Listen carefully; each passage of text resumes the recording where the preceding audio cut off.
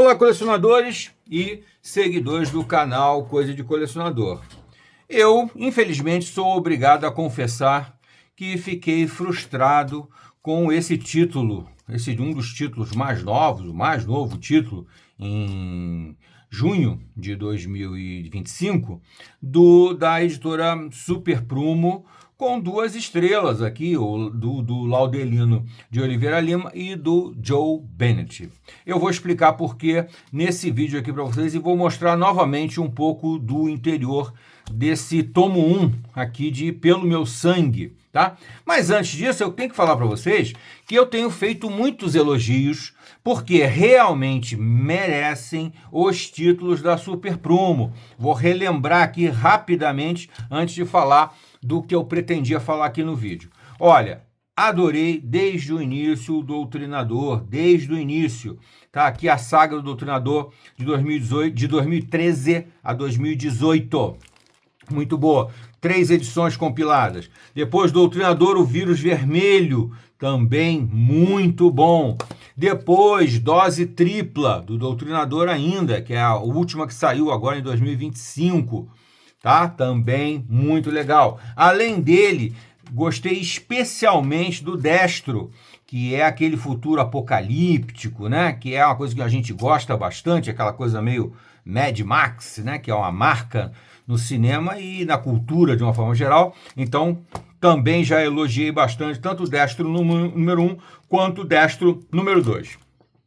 Além disso, investimento da Super Prumo, um belíssimo investimento em Alt Hero, universo Alt Hero do Chuck Dixon, aqui com arte do Helix Hayes. Né? É aqui o volume 1 e aqui o volume 2 também são muito bons, da editora Arkhaven, lá dos Estados Unidos, tá? Versão brasileira da Super Prumo. Além disso, gostei bastante da Hebe, Possessão e Vingança, volume 1, de Amorim, muito bom também. Além disso, Guerra da Meia-Noite, uma coisa meio vampiresca, mas bem interessante também, do famoso Vox Day, né? Com arte do Ademir Leal, também da editora americana Arkhaven. Aliás, eu deixo a dica aqui para a Super Prumo, entrem em contato com a Image Comics, com o selo, né, com o selo Ghost Machine do excelente Geoff Johns, que está publicando o melhor material de quadrinhos atualmente, tá? Atualmente, melhor trabalho. Além de Guerra ainda vou citar aqui o Garra Cinzenta, um personagem muito antigo das histórias em quadrinhos brasileiros, ressuscitado aqui pelo Sérgio Martorelli e pelo Luciano Cunha. Também um material muito bom. Porém, aí é que vem o famoso mas. Porém, todavia, contudo, eu tinha muita expectativa a respeito de Pelo Meu Sangue, do Laudelino de Oliveira e do Joe Bennett, mas infelizmente a história me decepcionou. E eu não sei bem porquê, eu desconfio que o Laudelino ficou tão impressionado com o material que ele descobriu sobre a história de Portugal, a história da família real portuguesa, que veio para o Brasil e que trouxe Dom Pedro I, que a intenção é transformar ele num herói. Ele ficou tão impressionado com esse material que ele não conhecia, e eu confesso, eu também não conhecia muitos dos fatos históricos relatados aqui por ele, e ele faz uma narrativa histórica extraordinária, mas extraordinária, um pouco sucinta, um pouco tópica demais, tá? Mas, infelizmente, ele não faz uma história em quadrinho. É muito material que ele expõe aqui, são muitas coisas que acontecem, tá? Durante esse período que ele narra aqui no tomo 1. Parece que a previsão, pelo que ele falou aqui, são de 5 volumes, mais ou menos. Ainda vão sair mais 4, esse aqui é apenas o volume 1. E ele ficou tão... sei lá, não sei, eu tenho a impressão que ele ficou muito aturdido com isso, e isso acabou refletindo na forma de contar essa história. História em quadrinho basicamente é uma história contada através de diálogos que são expressos daqueles famosos balões de diálogo, né? Aqueles balõezinhos onde os personagens conversam, né? Onde acontecem os diálogos. O que ele fez aqui nesse volume 1 é muito mais uma narrativa pontual. Ele vai citando os tópicos da história, fazendo um excelente encadeamento histórico, tá? Ele explica aqui, eu diria que está quase que um livro didático isso aqui, mas não é história em quadrinho, né?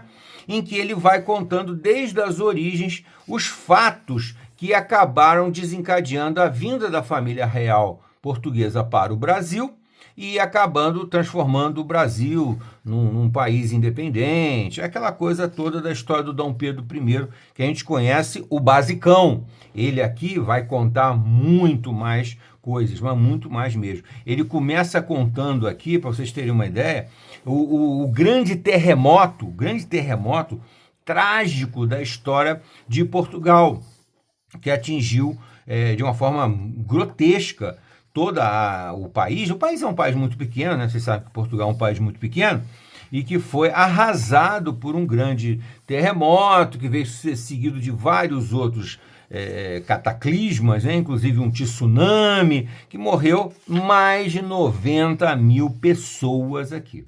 Tudo bem, a narrativa histórica aqui está muito legal, deveria ser indicada até para as escolas esse livro aqui, eu acho que ele é fantástico nesse sentido. Ele conta discretamente os personagens da família real, muito antes de Dom Pedro I, muito antes, vem lá da tataravó do Dom Pedro I, e recupera algumas imagens que estão muito destruídas pela história que nós temos acesso hoje em dia. É uma história muito enviesada, muito contaminada por uma ideologia, né? Uma ideologia muito perigosa que faz questão de sempre destruir os heróis nacionais, as pessoas que fizeram algum bem para o Brasil, né?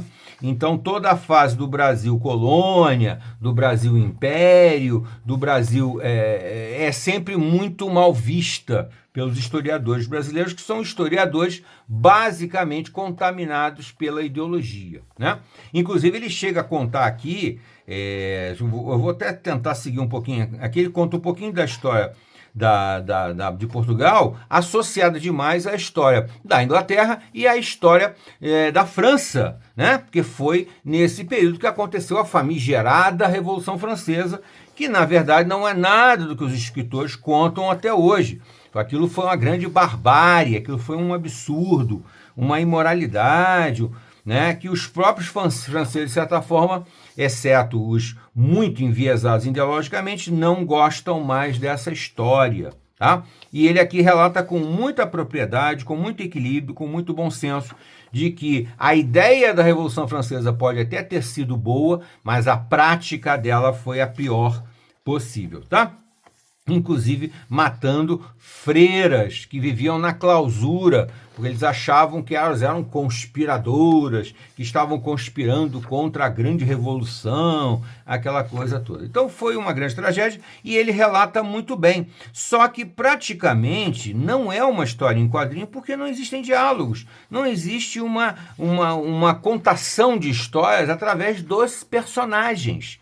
E é uma avalanche de informações tão grande. Ele diz aqui no início que ele chegou, na pesquisa que ele fez, ele chegou a recolher 1.303 fatos diretos e indiretos sobre a vida de Dom Pedro I.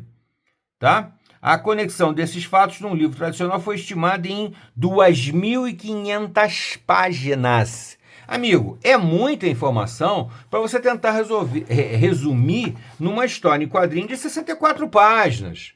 É aquela brincadeira que o Luiz Fernando Veríssimo fez há muito tempo, numa crônica, em que quiseram resumir o Guerra e Paz em 20 capítulos. O famoso livro Guerra e Paz, Dostoiévski, é um livro imenso, com mais de 1.000 páginas. Se você tentar resumir ele em alguns capítulos de novela ou de série, você não vai ter Guerra e Paz, você vai ter escaramuça e trégua, que é a brincadeira que o Luiz Fernando Veríssimo faz. E aqui, de certa forma, acabou acontecendo isso também. Em 64 páginas, ele resumiu mais de 100 anos de história de Portugal. ficou bem complicado mesmo. E ele tinha aqui material para escrever. Nossa, eu nem imagino, umas 50 histórias em quadrinhos, talvez, se ele tivesse contado a mesma história no formato de quadrinhos, ou seja, com diálogos dos personagens, pegando os momentos mais importantes dessa grande história que ele contou aqui e transformando isso num romance, em contar a história através de atuação dos personagens, tá? Isso realmente, eu confesso, me deixou frustrado.